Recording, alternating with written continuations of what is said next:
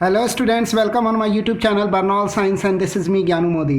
तो चलिए आज हम लोग सीखते हैं इक्विलिब्रियम के बारे में। ये टॉपिक जो है वर्क पावर एनर्जी चैप्टर से है। तो आज हम लोग इक्विलिब्रियम के बारे में सीखेंगे।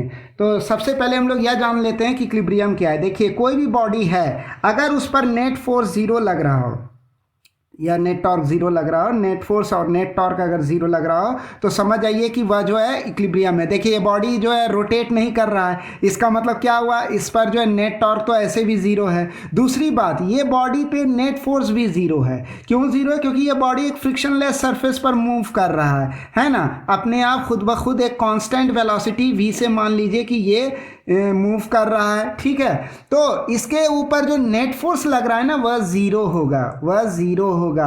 अब देखिए, बहुत बच्चे लोग क्या सोच लेते हैं कि अगर किसी बॉडी पे नेट फोर्स जीरो लग रहा है तो इसका मतलब यह हो गया कि उस पर कोई फोर्स ही नहीं लग रहा। ऐसा कोई हर बार ज़रूरी नहीं है। ऐसा भी होता है कि अगर नेट फोर्स जीरो है तो उस पर कुछ ना कुछ फोर्स लग रहा होगा, यानी कि वो फोर्सेस आपस में एक दूसरे को कैंसिल कर रहे होंगे। नेट फोर्स जीरो होने का मतलब यह नहीं समझ लेना चाहिए हर हमेशा कि उस पर कोई फोर्स लग ही नहीं रहा है ना। जैसे देखिए, यहाँ नेट फोर्स जीरो है, फिर भी इस बॉडी पर जो है ना कुछ फोर्सेस लग रहे हैं, है ना। देखिए कौन कौन से फोर्सेस लग रहे हैं। जैसे एक डाउनवर्ड वेट फोर्स mg लग रहा है, ठीक है, और एक अपवर्ड वेट फोर्स, एक अपवर्ड नॉर्मल रिएक्शन लग रहा है। जितना मैग्नीट्यूड mg का है उतना मैग्नीट्यूड इस नॉर्मल रिएक्शन का है, लेकिन दोनों अपोजिट है। तो दो वेक्टर जो कि इक्वल है मैग्नीट्यूड लेकिन अपोजिट है डायरेक्शन, तो दोनों एक दूसरे क्या करेगा, कैंसिल आउट कर देगा। क्योंकि दोनों एंटी पैरेलल वेक्टर है और इक्वल मैग्नीट्यूड का है, तो एक दूसरे को कैंसिल आउट कर लेगा।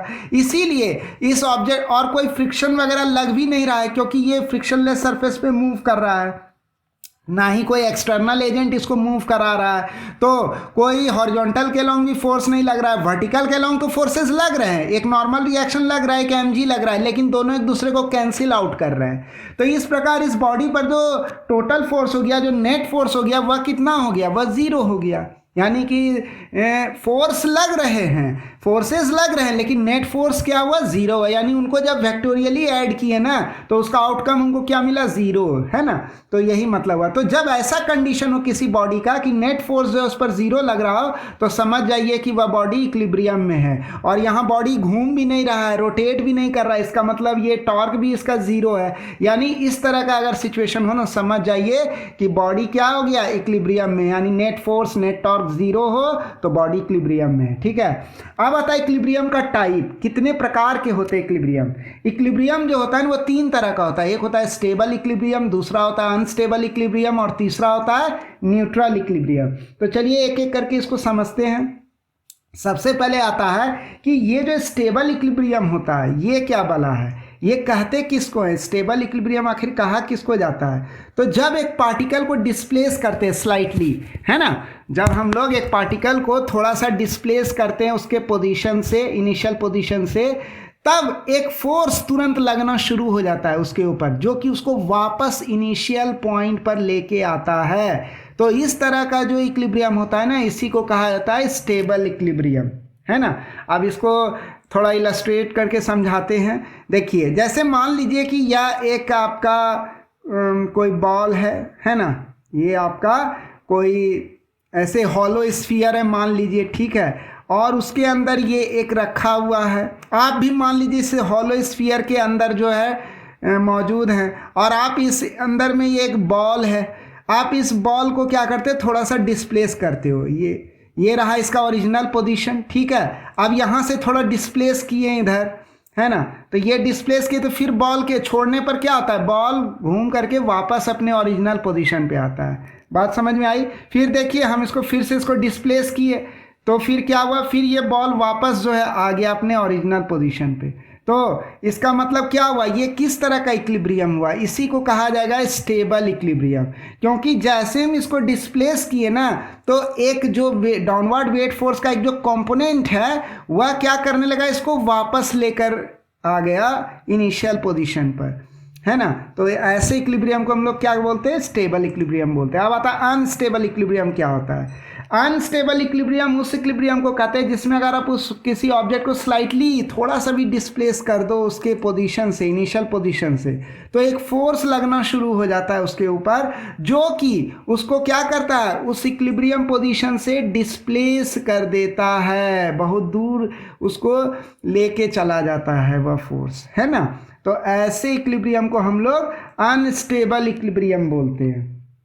अब देखिए ये जो एक हॉलो स्फीयर है, इसके ऊपर एक बॉल रखा हुआ है, तो ये बॉल एकदम स्थिर है, इसको अनस्टेबल इक्विलिब्रियम कहेंगे। अब इसको थोड़ा सा भी अगर हम डिस्टर्ब कर दे तो क्या होगा, ये ओरिजिनल पोजीशन है इसका, इसको थोड़ा सा भी डिस्प्लेस कर दे या थोड़ा सा डिस्टर्ब कर दे तो ये क्या होगा, ये गिर जाएगा, ये नीचे गिरता चला जाएगा, ये वापस नहीं आएगा, ये अपने ओरिजिनल पोजीशन पे खुद ब खुद वापस नहीं आएगा, बल्कि इसको जैसे डिस्प्लेस करेंगे ना, थोड़ा सा भी इसको डिस्टर्ब करेंगे ना, तो ये अपने ओरिजिनल इक्विलिब्रियम पोजीशन से दूर चला जाएगा। तो ये वाला जो इक्विलिब्रियम पोजीशन हुआ ना, ये जो ओरिजिनल इक्विलिब्रियम पोजीशन हुआ ना, ये किस तरह का इक्विलिब्रियम पोजीशन हुआ, ये हुआ अनस्टेबल इक्विलिब्रियम हुआ। ये क्या हुआ, अनस्टेबल इक्विलिब्रियम हुआ। स्टेबल इक्विलिब्रियम में क्या देखे थे कि जब स्टेबल इक्विलिब्रियम से ऑब्जेक्ट को थोड़ा सा भी डिस्टर्ब किए ना, तो वो फिर वापस उसी इक्विलिब्रियम पोजीशन पे आ गया, तो वो हो गया स्टेबल इक्विलिब्रियम। लेकिन अनस्टेबल में क्या है, थोड़ा सा भी डिस्टर्ब करने पर वो वापस उसी पोजीशन पे नहीं आएगा, बल्कि वो उस इक्विलिब्रियम पोजीशन से दूर चला जाएगा। तो इस तरह का इक्विलिब्रियम अनस्टेबल इक्विलिब्रियम कहलाता है। क्लियर हो गया, ये भी समझ गए होंगे आप अच्छे से कि अनस्टेबल इक्विलिब्रियम किसको कहते हैं। अब आता है न्यूट्रल इक्विलिब्रियम। अब हम लोग समझते हैं कि ये न्यूट्रल इक्विलिब्रियम क्या होता है। तो जब कोई पार्टिकल स्लाइटली डिस्प्लेस्ड हो अपने पोजीशन से, है ना, उसको जैसे ही डिस्प्लेस करते हैं तो वो कोई भी फोर्स एक्सपीरियंस नहीं करता है ना, और वह कंटिन्यू करता है इन इक्विलिब्रियम, यानी कि वो जो नया पोजीशन अब जो हासिल किया, यानी अब जो डिस्प्लेस्ड पोजीशन हुआ, उस पोजीशन में भी वह इक्विलिब्रियम में ही रहता है, और उसको जब डिस्प्लेस करते हैं तो वो कोई भी फोर्स एक्सपीरियंस नहीं करता है। एक बात ध्यान में रखिएगा, स्टेबल और अनस्टेबल में क्या हो रहा था ना, जैसे ही उसको डिस्प्लेस करते थे इक्विलिब्रियम पोजीशन से, उस पर कोई ना कोई फोर्स लगना शुरू हो जाता था। जैसे आप समझिए बात को, कोई ना कोई नेट फोर्स लगने लगता था। जैसे अभी बॉल यहाँ रखा हुआ था तो एक फोर्स नॉर्मल रिएक्शन ऊपर के तरफ लग रहा था, ये रहा आपका, ये ऐसे बना लो, तो नॉर्मल रिएक्शन ऊपर के तरफ और डाउनवर्ड वेट फोर्स mg नीचे के तरफ, तो नेट फोर्स 0 लग रहा है अभी। लेकिन जैसे ही इसको डिस्प्लेस करेंगे, जैसे ही हम लोग इसको डिस्प्लेस करेंगे, तो मान लीजिए कि बॉल जब यहाँ आएगा तो यहाँ पर क्या हुआ, यहाँ पर अब इस पर एक डाउनवर्ड वेट फोर्स लगना शुरू हो गया है, जो कि इसको लगातार नीचे ला रहा है, ये नीचे की तरफ जाता जा रहा है, और ये जो है इक्विलिब्रियम पोजीशन से दूर होता जा रहा है ये बॉल। तो यहाँ पर अभी नेट फोर्स क्या लग रहा है, mg लग रहा है ना। इसका मतलब क्या हुआ, जैसे इक्विलिब्रियम पोजीशन पे जब था तो नेट फोर्स 0 था, लेकिन जैसे डिस्प्लेस किए तो उस पर कुछ ना कुछ नेट फोर्स लगने लगा। जैसे यहाँ नेट फोर्स mg लग रहा है तो ये नीचे इसको लुढ़का देगा, है ना, दूर कर देगा। फिर यहाँ स्टेबल इक्विलिब्रियम पोजीशन में भी हम लोग क्या देख रहे थे, ये गौर से देखो, स्टेबल इक्विलिब्रियम पोजीशन में क्या हो रहा था, यहाँ भी जब बॉल को हम लोग डिस्प्लेस किए, थोड़ा सा ऊपर ले गए, तो ये जब यहाँ आया बॉल ना, तो बॉल और ये जो है आपका, ये जो सरफेस है ना, हॉलो स्फीयर के अंदर है ये बॉल, तो ये लगा रहा है इस तरफ, इस तरह से नॉर्मल रिएक्शन लगा रहा है सरफेस, और इस बॉल का डाउनवर्ड वेट फोर्स नीचे के तरफ लग रहा है। इस वेट फोर्स का जो है 2 कंपोनेंट हो जाएगा, एक कंपोनेंट हो जाएगा नॉर्मल रिएक्शन के एक्सिस के अलोंग इस तरफ, और दूसरा कंपोनेंट वेट फोर्स का इधर हो जाएगा टेंजेंट के अलोंग।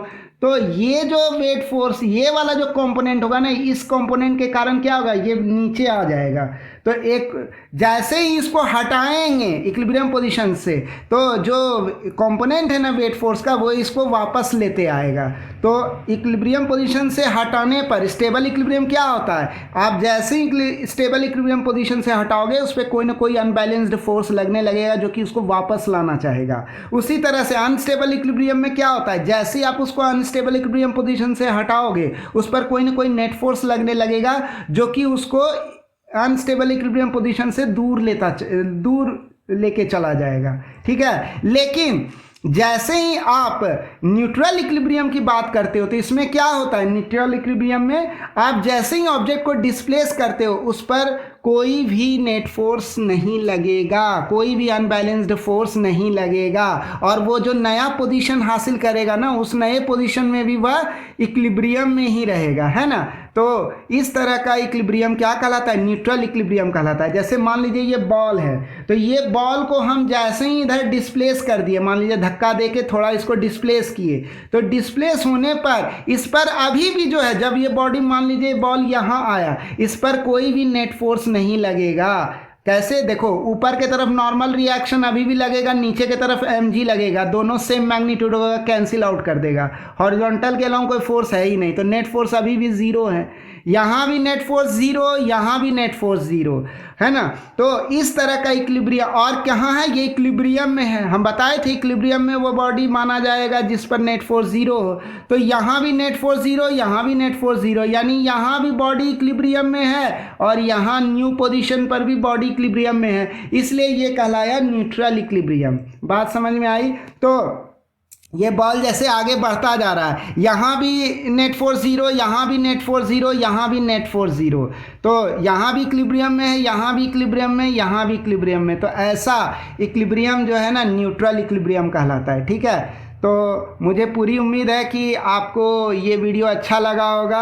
इसमें हम लोग स्टेबल इक्विलिब्रियम, अनस्टेबल इक्विलिब्रियम और न्यूट्रल इक्विलिब्रियम के बारे में अच्छे से समझे, कंसेप्ट क्लियर हो गया होगा। अगले वीडियो में मैं आपको यह बताऊंगा कि मैथमेटिकली हम लोग कैसे पता करेंगे कि कोई भी ऑब्जेक्ट इक्विलिब्रियम में है या नहीं है ना। और यहाँ तक भी निकालने के लिए कैलकुलेट करने सीखेंगे मैथमेटिकली कि स्टेबल इक्विलिब्रियम, अनस्टेबल इक्विलिब्रियम और न्यूट्रल इक्विलिब्रियम का पोजीशन निकालने के लिए हम लोग सीखेंगे, ठीक है। तो वो वीडियो, अगला वीडियो बिल्कुल नहीं स्किप करना है, ठीक है। मुझे पूरी उम्मीद है आपको ये वीडियो बहुत अच्छा लगा होगा, काफ़ी कुछ सीखे होंगे। So thanks for watching the video. बस यही उम्मीद करते हैं कि आप हमारे इस प्यारे से यूट्यूब चैनल बर्नौल्ड साइंस को सब्सक्राइब कीजिएगा, हमारे वीडियो को लाइक कीजिएगा, सेंड कीजिएगा, ज़्यादा लोगों तक इसको प्रोपेगेट कीजिए, है ना। और please don't forget to drop your comments, ठीक है। तो तब तक के लिए खुश रहिए, हंसते रहिए, मुस्कुराते रहिए। Thanks again for watching the video.